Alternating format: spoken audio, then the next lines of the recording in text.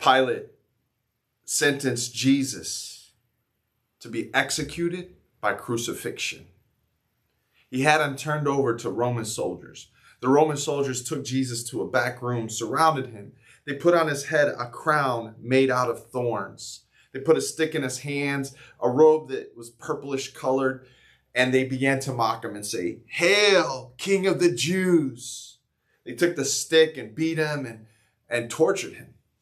Then they let him out to be crucified. They took Jesus through some narrow city streets, and there's a huge crowd of people. There were two other people who had been sentenced to be crucified, two criminals. And as they were going through the streets in kind of a death march, there was women following behind, mourning, weeping, and crying. As they were exiting towards the city, a man was coming in from the countryside. His name was Simon. He was from North Africa. A soldier grabbed him and made him carry Jesus' cross the rest of the way for him. And so Simon was following behind Jesus, and they went out of the city walls, and they went out to an area called the Skull. There, they nailed Jesus to a cross. They also nailed two other criminals there, and they lifted Jesus up, and they put him and the cross in its place. And then Jesus prayed, "Father, forgive them, for they know not what they do." They nailed above Jesus and a sign, the crime he had committed. It said, "This is Jesus of Nazareth, King of the Jews." Some of the leaders didn't like that, and they went to Pilate, the governor, and said, "Don't put King of the Jews." Pilate said, "What I've written, I've written." People would walk by on the city streets, and they would look up to Jesus, and they would mock him, make fun of him. And someone said, "If you're really the Son of God, why don't you come down from there?" The religious leaders came by, and they were like, "Oh, he could save others, but he can't save himself. If you're really the Son of God, where's your God at now?" One of the criminals on the side of Jesus also mocked him and said, "If you're really the Messiah, why don't you save yourself and save us too?" The other criminal looked at Jesus and looked at the criminal and said, "Don't you fear God? We're here dying because we deserve it, but this man is innocent." He looked at Jesus and said, "Can you remember me when you enter your kingdom?" Jesus looked at the thief and said, "Today you will be with me in paradise." Looking down below, the soldiers were dividing up Jesus' clothes, and one of his garments was seamless and couldn't be torn apart. And so they rolled dice and gambled for it. Jesus, seeing his mother and also John, the disciple he cared about greatly, said to them, "Mary, look to John as your son. John, please take care of my mother." Around noon, the skies got totally dark. Couldn't see the sun anywhere. For 3 hours, darkness was over the land.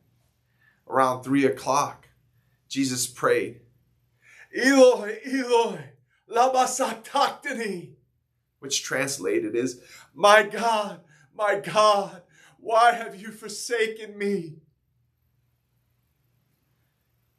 Jesus, fulfilling all the ancient prophecies, even in his death, said, "I'm thirsty."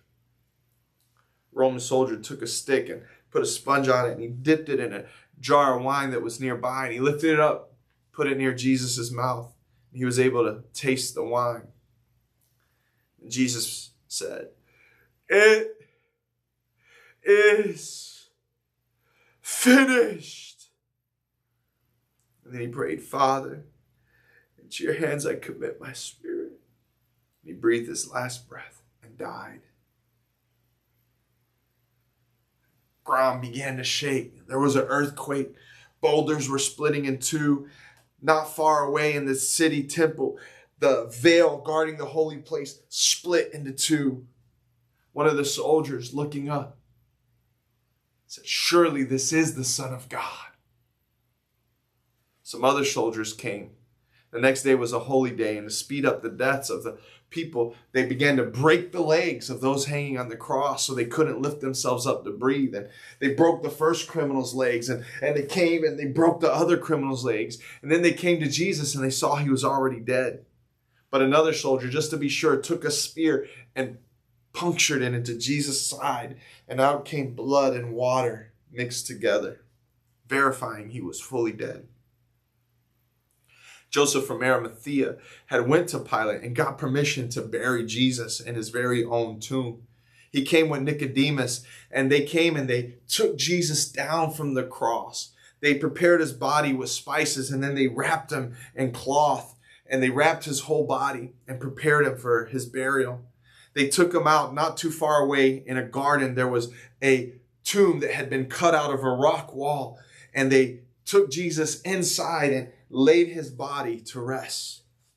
Some women had been following along, including Mary, and they knew this was the tomb where Jesus was being buried. When they came out and rolled the stone in front, some soldiers came, because back in the city, some religious leaders came to Pilate and said, before he died, he said that on the third day he would rise again. And we don't want any of his disciples stealing his body, creating more problems.